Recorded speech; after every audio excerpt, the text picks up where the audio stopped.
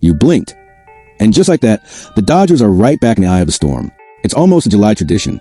No matter how strong the team is in the standings, no matter how many games they're winning, once the second half of the season hits, the same question comes back to haunt Los Angeles.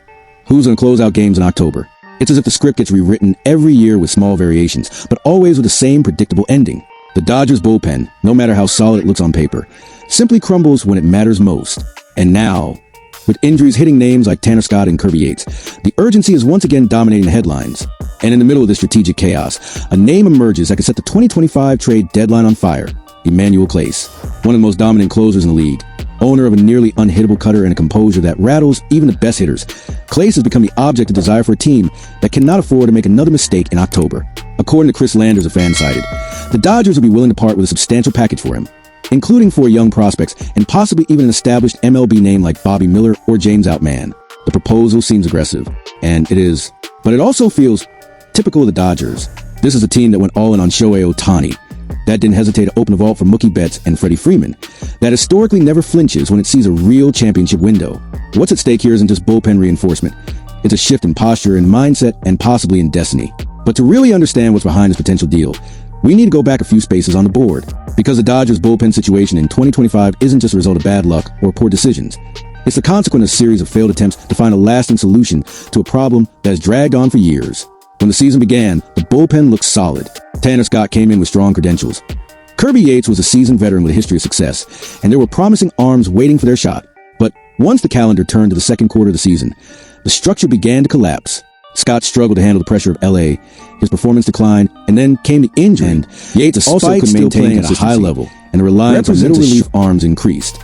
All of this played out in a context where the starting rotation also dealt with physical setbacks and an increasingly heavier workload. When the bullpen can't be trusted, managers keep starters in longer than they should, and then the whole structure begins to fall apart. It's the classic domino effect of modern baseball.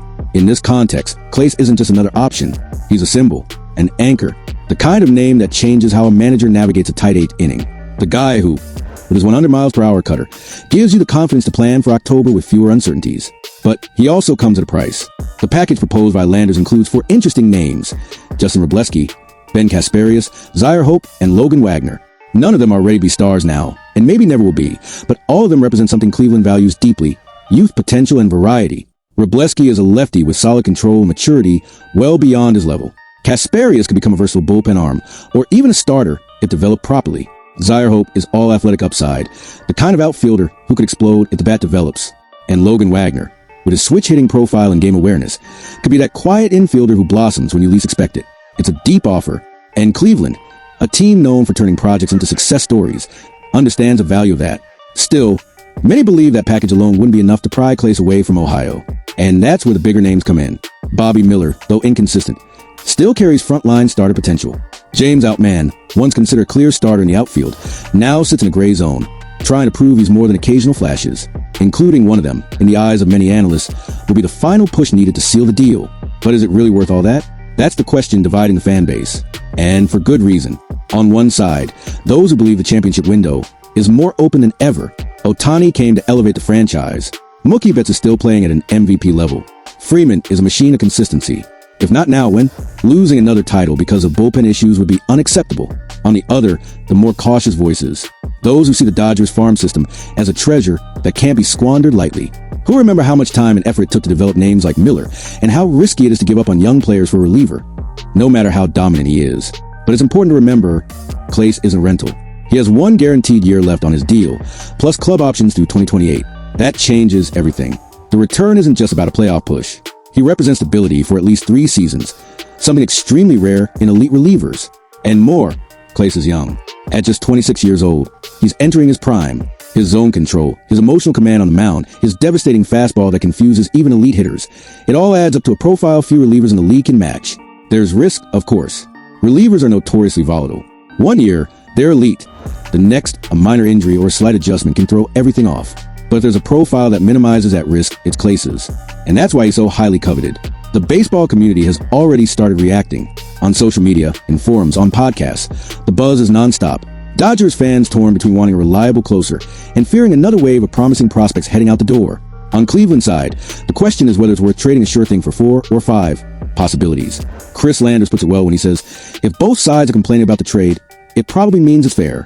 And there's truth in that. Good trades often hurt both sides, but they also have the power to reshape entire seasons. For the Dodgers, acquiring Clase would be a clear October gamble, a way to tell the roster, the rivals, and the fans, we're all in. There will be no bullpen shortage, no shortage of guts. It's a move that strengthens the roster, but also the mindset of a team that knows what it wants. For the Guardians, it's a rare opportunity to rejuvenate the roster without losing competitiveness. They have internal bullpen talent. They've proven they can develop new closers. And with this package, they can expand their roster base and open new tactical and financial possibilities for the years ahead. In the end, maybe the real question isn't whether the Dodgers can afford the price, but whether they can afford not to pay it.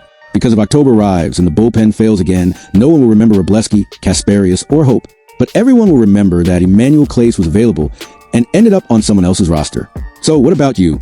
If you were Andrew Friedman, would you pull the trigger? Would you give up young talent for a reliever with both present and future value?